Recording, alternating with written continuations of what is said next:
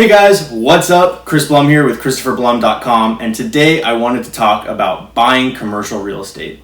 So commercial real estate can vary greatly in the complexity and size of the deal, but for smaller deals, perhaps a mom and pop or owner-user purchasing a building for their own use, the steps are very similar to that of a residential purchase and will probably seem very familiar, albeit with a few small differences.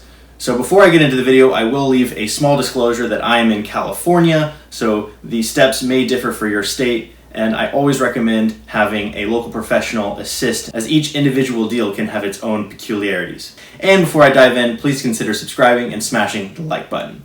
So without further ado, step one is getting your financing in order.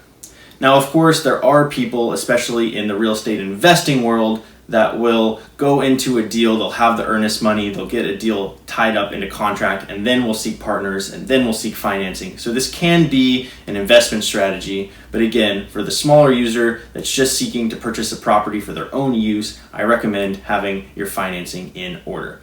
For smaller deals, this could be traditional bank financing, typically 20% down, or an SBA loan, a small business loan, which allows for the purchase of real estate as long as your business is going to be 50% occupancy of that building. And I'll make a video later on SBA loans in more detail. Or it could also be an all cash offer, which I have seen in my market. And then for larger deals, this could be CMBS debt or crowdsourcing, which has become more common in the real estate world. So once you have your financing in order, the next step is to submit the proposal. Now, this proposal can be a binding contract, like in residential, where if both parties sign and agree to the original offer, it is binding, or it can be a simple term sheet that lays out the basic terms that you're offering, such as the purchase price and closing timeline. Either way, unless you offer to grossly overpay for the property, you're likely going to end up in step number 3, which is negotiating the purchase sale agreement. Now, one small difference to note here between residential negotiation and commercial negotiation is that in the commercial process, both parties will typically have a real estate attorney representing their behalf and negotiating the document itself. Now again, this PSA will become the binding document and will include the basic details of the purchase, including purchase price, the closing timeline, as well as any contingencies requested and the due diligence period that the deal will allow for. So once both parties have agreed on a document, we move to step number 4, which is to sign the PSA and deposit the earnest money. Earnest money is typically a token amount, 1 to 2% of the purchase price, and will become non-refundable once contingencies are waived. So step 5, and what I consider to be the most important step, is conducting your due diligence.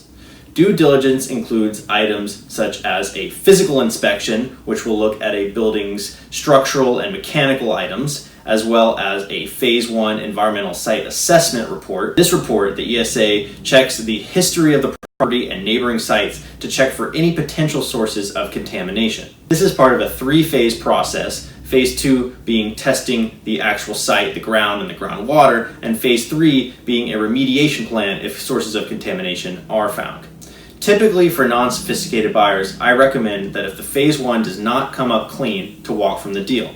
However, some sophisticated investors and developers will have the experience and the capital needed to navigate this remediation process. Due diligence also includes a title report, where the title company, typically chosen by the buyer, will conduct an ALTA survey. This will verify the boundaries of the parcel in question and is typically required along with the Phase 1 report if you're getting bank financing. Finally, your due diligence will involve going over any items provided by the seller. This can be a Phase 1 or a title report that they had done, as well as CC&Rs for the property, construction history, tax history, any documents provided by the seller. If you're happy with the due diligence, you will move on to step 6, which is waiving contingencies. If you're not happy, this is typically the time where you're allowed to walk from the deal, and if you need more time to conduct the due diligence, you can request an extension, or this may have already been written into your PSA to allow for a certain number of extensions.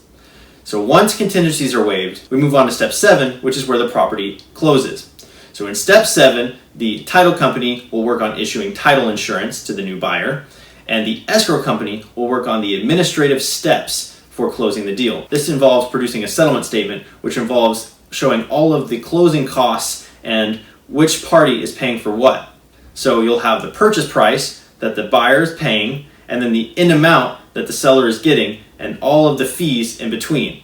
Now, closing costs are negotiable, but typically follow the norm of your county.